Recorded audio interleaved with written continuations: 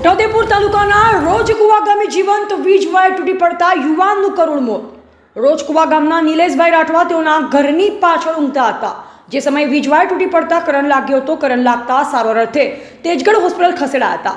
ટૂંકી સારવાર બાદ તબીબો દ્વારા યુવાનને મૃત જાહેર કરાયો હતો. ઘરની પાછળથી જતા જીવંત વીજ વાયર તૂટી પડતા યુવાનનું કરુણ મોત થતા ગ્રામ લોકોએ વીજ કંપનીની કામગીરી સામે રોષ ઠાલવ્યો હતો. વીજ કંપનીની બેદરકારી સામે સવાલ ઊભા કર્યા હતા. જિલ્લા કલેક્ટર તેમજ સાંસદને રજૂઆત કરવાનો ગ્રામ લોકોએ હુંકાર ભર્યો હતો.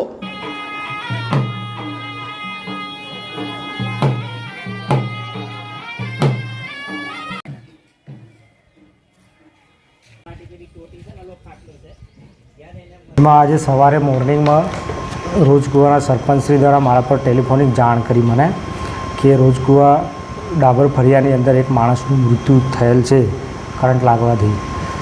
તો મેં તાત્કાલિક મારા ઓફિસ કે નાઇટ સ્ટાફને તાત્કાલિક સ્થળ પર મોકલ્યા.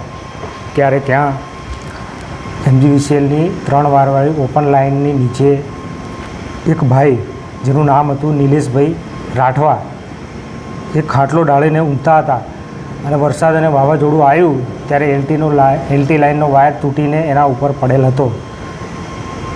પછી એ લોકોએ મને જાણ કરી કે સાહેબ અહીંયા આ રીતે વાયર તૂટવાથી એક માણસનું મૃત્યુ થયેલ છે. જેથી મેં તાત્કાલિક સ્થળ પર પહોંચી રોજકામ કરેલ છે. સર, જે ઘટના બની છે એ ઘટનામાં એવું છે કે જે પ્રી મોન્સૂનની કામગીરી કરવાની હોય છે, ગામ લોકોનો એવો આક્ષેપ છે કે રોજકુવાથી લઈને જેટલા પણ ગામો આવે છે વારંવાર રજૂઆત કરવા છતાં પણ MGVCL દ્વારા જે વીજ વાયરો જે નમી ગયા છે તેને ઉતારવાની કામગીરી નથી કરી. એ બાબતે શું? મારા તેજગઢ સબ ડિવિઝનના વિસ્તારની અંદર 120 વિલેજ આવે છે. એની અંદર મારે ત્યાં કોઈ લેખિતમાં કે વર્બલી કોઈ ફરિયાદ કરે તો એનો તાત્કાલિક ધોરણે મેક્ઝિમમ 2 થી 3 દિવસમાં નિકાલ કરવામાં આવે છે. અને હાલમાં મારી જોડે અત્યારે નિકાલ કરેલી એવી 20 થી 15 અરજીઓ પડી છે જેનો નિકાલ થઈ ચૂક્યો છે.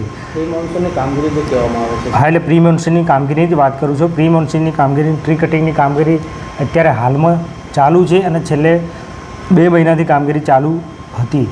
શું નામ તમારું? VR ભુરિયા, નાયબ ઇજનેર, તેજગઢ પેટા વિભાગીય કચેરી, MGVCL. શું ભાઈ? અને જે મરણ જનાર છે બલસિંહભાઈ નિલેશભાઈ, બલસિંહભાઈના સુપુત્ર નિલેશભાઈ, જે જીવતો તાર અને GBનો જે જીવતો તાર છે એ ખાટલો નાખીને ઊંઘતો ત્યારે એની ઉપર જીવતો તાર પડ્યો છે અને તેજગઢ હોસ્પિટલમાં લઈ ગયા ત્યારે ડૉક્ટરે મૃત જાહેર કરેલ છે. તો આ રજૂઆત GBના જે કર્મચારીઓ અને અમારા આદિવાસી જે પુલ નમે છે અને ઝૂલતો વાયર થઈ જાય છે તે માટે વિદ્યુત બોર્ડના કર્મચારીઓની જવાબદારી રહેશે. અને આજ વહેલી તકે કરવામાં ના આવે તો અમે કલેક્ટરમાં રજૂઆત કરશું અને સાંસદશ્રીને રજૂઆત કરશું અને વહેલામાં વહેલી તકે આ પુલ નમેલા છે અને વાયરો નાખવામાં આવે. તેજગઢથી કેટલા ગામ આવે?